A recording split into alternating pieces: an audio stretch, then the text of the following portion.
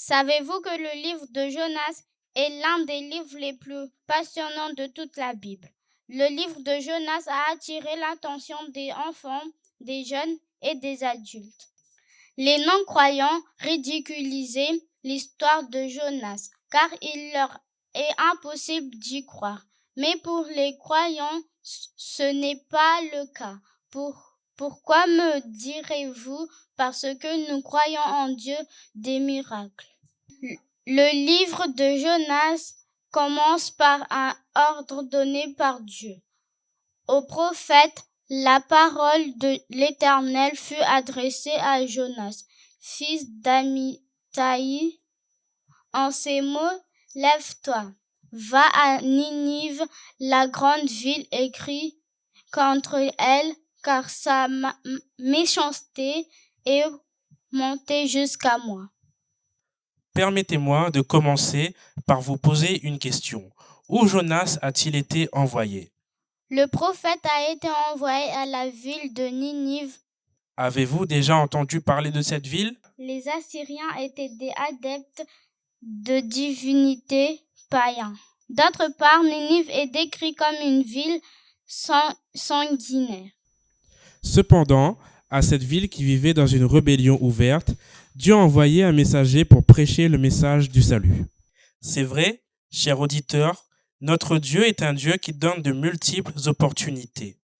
Dieu offre une seconde chance à tous ceux qui, comme les habitants de Ninive, vivent dans le péché et la méchanceté. Dieu donne une seconde chance à tous ceux qui ont perdu leur sens moral.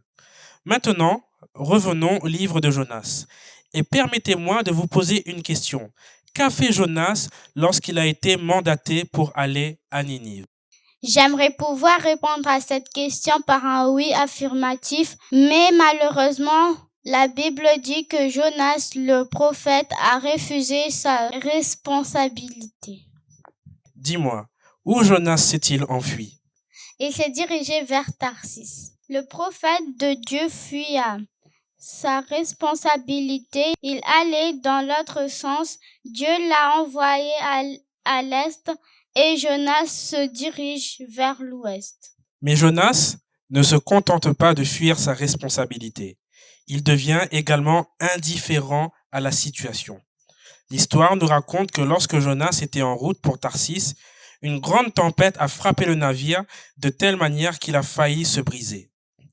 La tempête était si forte que les marins remplis de peur ont jeté toute la cargaison à la mer et se sont mis à crier à leur Dieu. Mais dis-moi, Rachmi, que faisait Jonas au cœur de cette situation? C'est drôle, Jonas dormait profondément. Mais comment pouvait-il dormir pendant une tempête?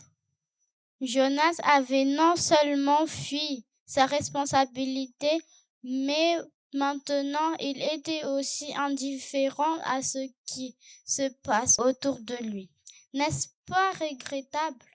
Et dis-moi, que s'est-il passé ensuite? C'est alors que le prophète indifférent est jeté dans la mer et englouti par un gros poisson. Mais dans quel but Dieu a-t-il préparé ce poisson? Le gros poisson était le moyen utilisé par Dieu pour diriger Jonas vers le but pour lequel il avait été appelé. Miraculeusement, le poisson a vomi Jonas. Mais où? Eh bien, nulle part ailleurs que sur le plage de Ninive. Et c'est là que Dieu parle à nouveau à Jonas. Que veut nous faire comprendre Dieu à travers ce passage? Je crois que Dieu veut que vous et moi comprenions qu'il donne aussi une seconde chance. Dieu te donne une seconde chance, cher jeune, qui a maintes fois fui l'appel de Dieu. Oui, Dieu te donne une seconde chance, toi qui, comme Jonas, n'as pas rempli le but de son appel. Mes amis, si comme les habitants de Ninive, vous aussi avez vécu loin de Dieu aujourd'hui, le Seigneur vous donne une seconde chance. Lorsque vous ferez l'expérience de la miséricorde de Dieu dans votre vie, comme Jonas, vous direz « Seigneur, j'irai. » Voici les questions de réflexion. Première question. Quel était le caractère des habitants de Ninive? Deuxième question. Comment Jonas a-t-il répondu à l'appel divin? Troisième question. Qu'a fait Dieu pour amener Jonas à Ninive? Et enfin, quatrième question.